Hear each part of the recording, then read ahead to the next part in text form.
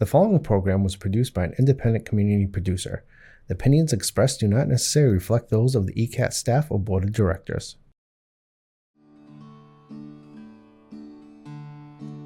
There's a storm across the valley. The clouds are rolling in. The afternoon is heavy on your shoulders. There's a truck out on the 4-lane, a mile or more away. The whining of his wheels just makes it colder. Welcome to Community Forum.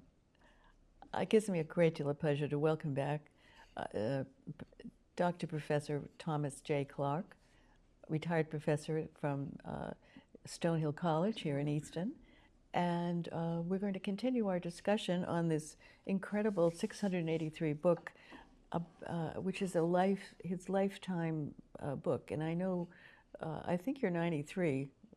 Is that correct, Tom? Are you 93? Oh, I'll be 91 in December. Oh, 91, okay, oh dear. Anyway, so the book is From Theocracy to Democracy. Can the papacy move from authority to grace? And we've been discussing that, and if you saw the first half of our conversation on October 23rd, 2025. And this is a second segment following through on a very interesting and enlightening discussion. So welcome back to the show, Tom. Well, thank you. And as I recall, we were talking about Pope John the 23rd and his Second Vatican Council on updating Christianity. And you had said that to me after the cameras were off that there hasn't been any updating since. So you're calling for that, aren't you? Well, it's been ongoing, but the updating is not completed, and the updating never will be completed. Now it goes contrary to the notion of theocracy and the cosmological view of the universe about which we're speaking, because we'll get to that maybe today in this discussion.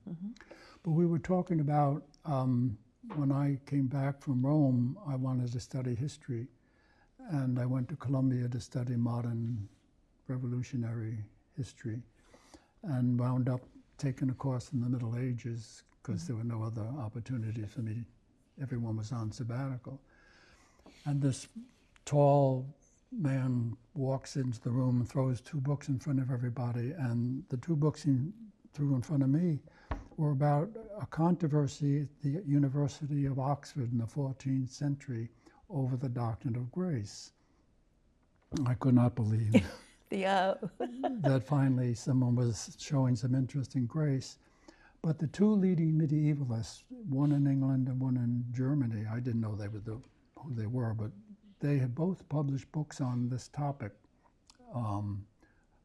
So I went back home and I read the books and came in the next week. And there were 8 students in the seminar, and everybody reported on their books. I was the last one to report, and I didn't know anything about the Middle Ages. I did nothing about the 14th century. I knew nothing about Oxford. I knew nothing about the people who wrote the books. But I knew about grace, so that's all I talked about. I explained to the group, what the controversy was about and so on. Well, when I was all done, it was the end of the session. Professor Cantor was his name, called the end of the seminar, and as I was leading, he stepped in front of me, and he said, "I want to see you in my office." And I thought that I was going to get a talking down for ignoring the Middle Ages. So I went into his office, and he closed the door, and he stood there, and he said to me, "Where did you learn all you know about grace? Who are you?" I didn't tell him I just came back with hardly a 6. But I said, "I just came back from Rome where I'd studied grace." And so he said, "Well, what are you doing at Columbia?" I said, "I'm studying 19th century revolutionary history." "No, you're not," he said. "You're going to be a medievalist." He wouldn't have let me leave his office till I agreed that I was going to be a medievalist. And as I was leaving the room, he said, "And you're going to write your thesis on grace." Now here's this Jewish professor, who became my, a fantastic man, who insisted that I study with him and that I work on grace. He was an expert in theocratic kingship in the Middle Ages. And so from him I learned all about theocratic kingship and so on. And then I had to write my thesis on grace, and he was a very excellent, extraordinary man, really, Norman Cantor. He was leaving Columbia.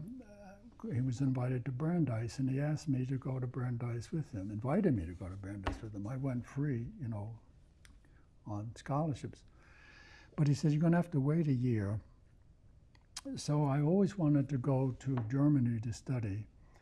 And I knew about this institute in Mainz, Germany, Institute of European History, which was founded by a man named Joseph Lortz, who was the theologian who brought the Lutherans and the Catholics together after the Second World War, when Catholics and Protestants in Germany finally stopped fighting one another and realized what had happened, and the ecumenical movement began. So Lortz is the one who got Catholics and Lutherans talking together about grace. And I went and I knocked at the door of his institute, and I was welcomed. They gave me an office. And I spent a year there studying grace. And all of Western civilization, Catholicism's notions of grace, really were shaped by St. Augustine, who wrote all kinds of books about grace. So I spent all my time reading about St. Augustine. And I suddenly understood that the problem was epistemology. That is, epistemology is this theory about what you're doing when you're knowing. Augustine had a very radical notion of what the human mind was. And he built his whole theology of grace on that notion of the mind, and how original sin had destroyed the human mind because of sexuality and so on, and humans were now totally corrupt, and all of the doctrine of grace was built around that idea. Well, I came back from Germany with a real understanding of St. Augustine and went to Brandeis with Cantor, and took my courses at Brandeis to finish my doctoral courses. And I won a Danforth Fellowship, which gave me 3 years to do research. And I wanted to go back to Germany, but a friend of mine who was in Columbia with me had gone to Toronto to teach, and he convinced me to go to the Medieval Institute in Toronto. So I went to the Medieval Institute in Toronto to do my thesis. And as I was tracing St. Augustine's theology up through the Middle Ages and realizing that nobody understood it, and it was total confusion, I hit St. Thomas Aquinas, and I was relatively well versed in Thomas Aquinas because at Stonehill College I had an excellent professors who really taught me Thomistic. But I suddenly realized that everything I was reading in Thomas was contrary to what I had been taught by my professors at Stonehill. And I now had to struggle with what St. Thomas was all about. And Thomas was saying there are two epistemological positions, one like St. Augustine and one like mine. And they didn't work together. And Thomas had to develop a whole new theology of grace on the basis of his understanding of the human mind. Mm-hmm. Well, anyway, I was trying to understand Thomas, and finally, after a lot of work, I finally thought I did. except that all of the Thomists at the Medieval Institute in Toronto told me I was crazy. But when I was in Rome, there was a professor there by the name of Bernard Lonergan, who was the theologian of the university.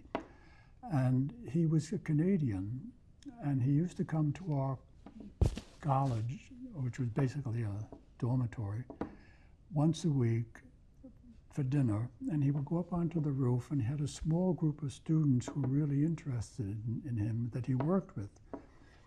One of those students was Michael Novak, who was a friend of mine. So when I got to Rome, Michael Novak pulled me into this group.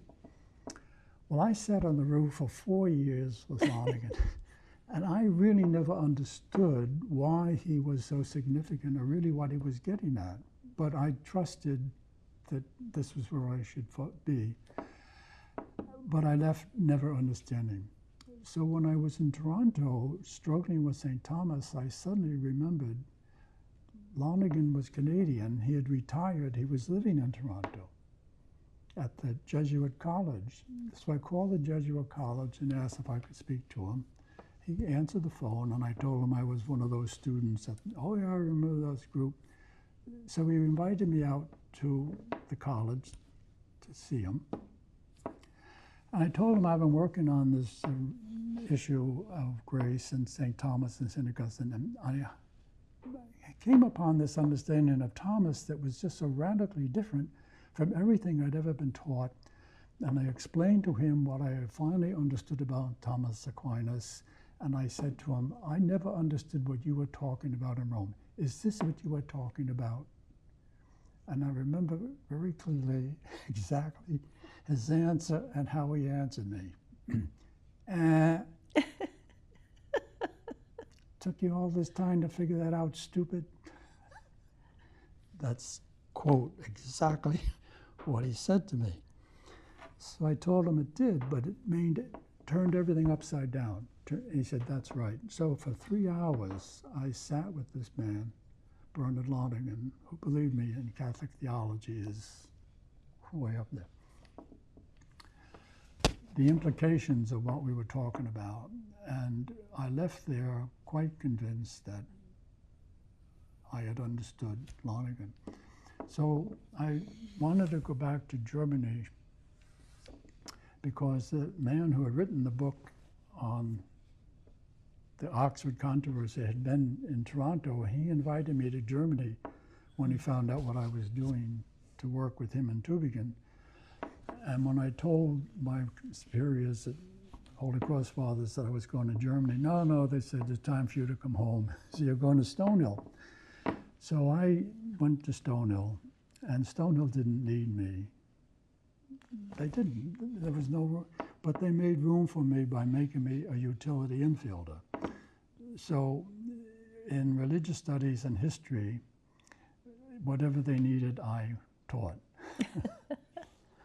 You needed ancient history, I taught ancient history. You need Greek history, I taught Greek. You need Reformation, I taught. You need grace, you need sacraments, I taught both departments. And then I began to realize, the more I studied at Stonehill, how all of this fit together. And because I had become so Thomistic, and for Thomas, all human knowledge is based upon human subjectivity. Mm-hmm. For Plato and Augustine, it's all objectivity. But the notion of objectivity is totally different. For one group, objectivity is the truth created by God. And then when you come along and discover that truth, you now have objectivity. For Thomas, objectivity is what human subjectivity creates as a consequence of its cognitional activity. Mm-hmm. And cognitional activity is a complicated process. It's not easily understood. So the more I understood about subjectivity, the more I understood I didn't know much about psychology and the human subject. So I went to Mass School of Professional Psychology and became a clinical psychologist to study the human subject. And the more I studied the human subject, the more I realized how important anxiety was to understanding the human subject, especially when I discovered a thinker by the name of Jacques Lacan, who I discovered quite by mistake, because all of my subjectivity had brought me to the philosophy of Heidegger, who had a notion of philosophy that was totally contrary to this Western tradition of objectivity and so on. And when I had won the Stanford Fellowship, I went to a meeting one day. It was a weekend meeting, and I swam out to a raft during the break, and there was a man on the raft, and we got talking, and he said that he was on his way to Paris to study psychoanalysis and so on, and he left, swam to shore, and later I came ashore, and students came running up to me and they said, "What were you talking to Richardson about?" And I said, "Who's Richardson?" And he was the man you were talking to. Oh, I said, "Who is he?" "Oh, he's written the best book on Heidegger." I said, "Well, who's Heidegger?" So when I got interested in Heidegger, I remembered this man Richardson. So I said, "I'm going to go study with Richardson." So I went up to BC, and I looked at the schedule I saw on Richardson's course, and I went to Richardson's course, and I'm sitting there when Richardson came in, and Richardson starts talking. He's not talking about Heidegger. He's talking about Lacan, a psychoanalyst. And then I remembered, oh yeah, he said he was going to study that in France. So he was teaching this course on Lacan. I had read the schedule wrong. I was not in the Heidegger course, I was in the Lacan course. I didn't want to get up and leave. So the more he talked about Lacan, the more I realized that Lacan was exactly like St. Augustine. And I knew St. Augustine. So after class, I went up and spoke to him and introduced myself, and he remembered me. And I asked him if there was any connection between Augustine, and he looked at me. He opened his bag and he gave me a great big article on Augustine and on Lacan. And that's how I became interested in psychoanalysis. So anyway, I wrote my thesis, and but I was teaching at Stonehill, and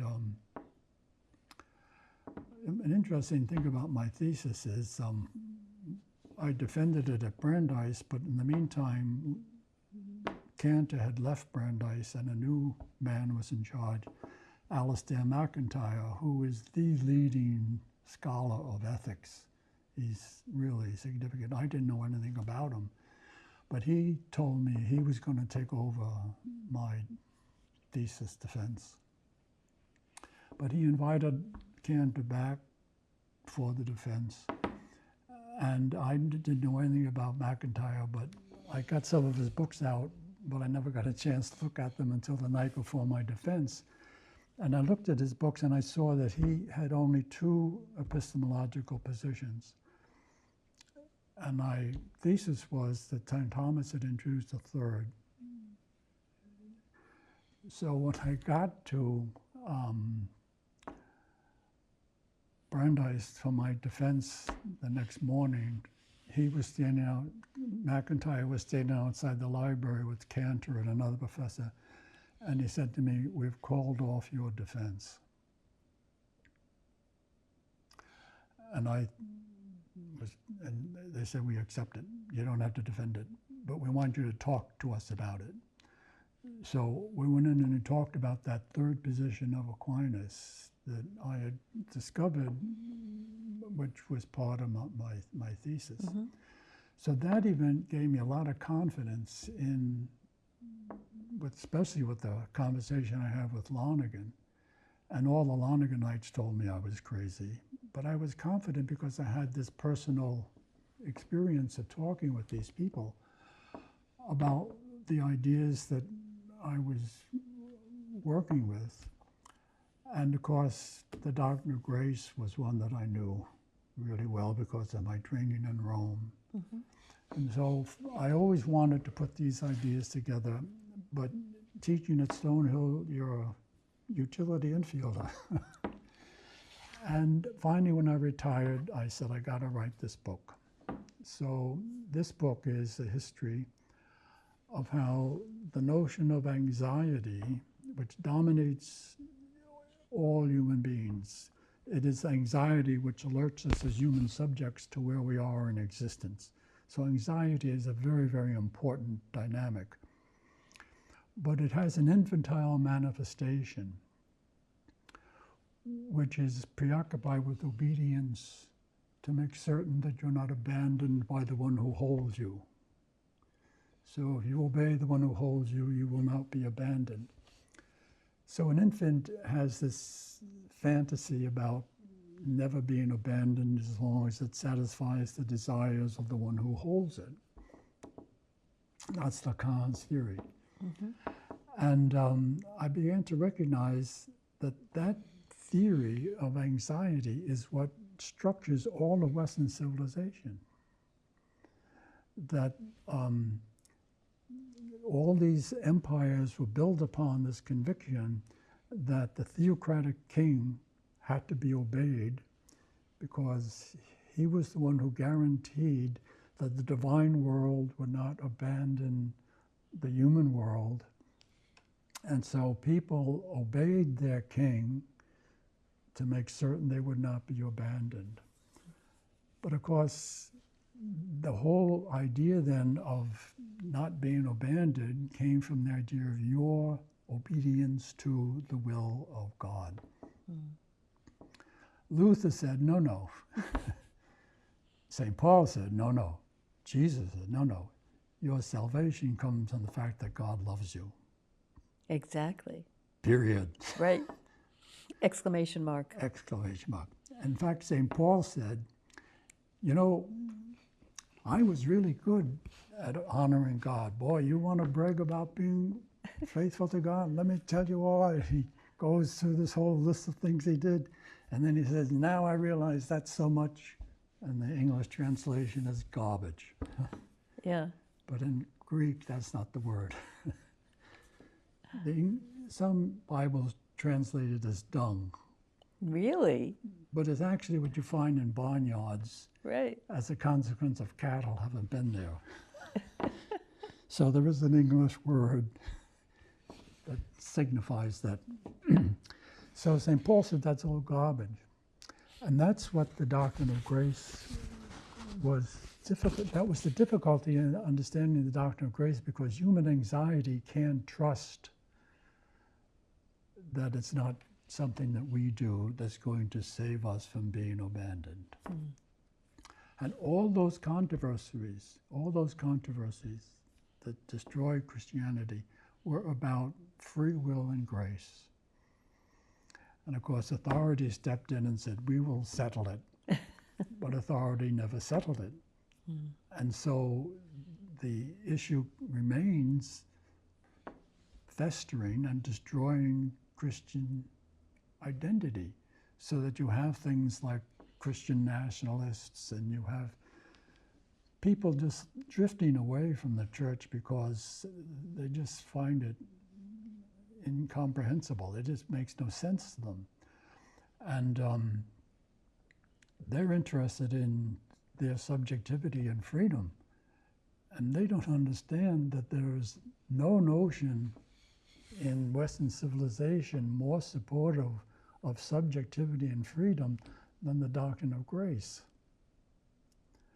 And all these, I worked with lots of really wonderfully gracious people who have all drifted away from their religion because their religion was so suffocating and oppressive.